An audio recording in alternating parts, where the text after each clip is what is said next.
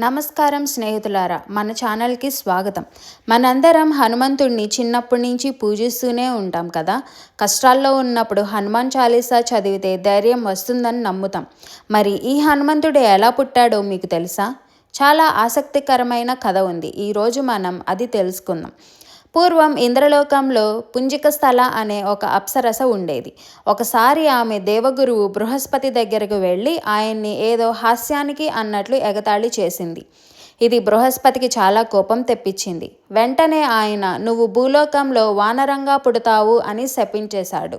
అప్పుడు పుంజికస్థల భయపడిపోయి తన తప్పును క్షమించమని బృహస్పతిని ప్రాధేయపడింది.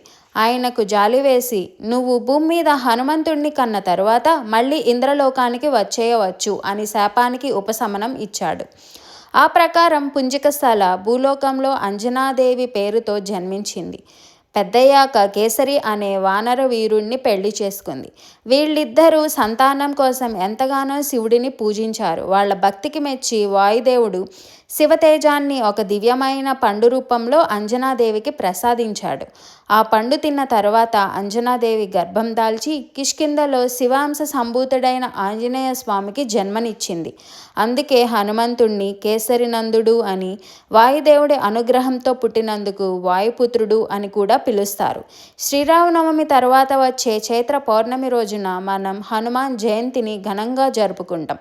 మీరు కూడా హనుమంతుణ్ణి మనస్ఫూర్తిగా కొలిచి ఆయన అనుగ్రహంతో మీ కోరికలు నెరవేరాలని కోరుకుందాం. ఇప్పుడు మీకు ఒక చిన్ని ప్రశ్న. ఆంజనేయ స్వామి ఎక్కడ జన్మించాడు? ఆన్సర్ తెలిస్తే ప్లీజ్ కామెంట్ చేయండి. ఈ వీడియో నచ్చితే లైక్ చేయండి, ఛానల్ని సబ్స్క్రైబ్ చేయండి. మళ్ళీ కలుద్దాం. జై హనుమాన్.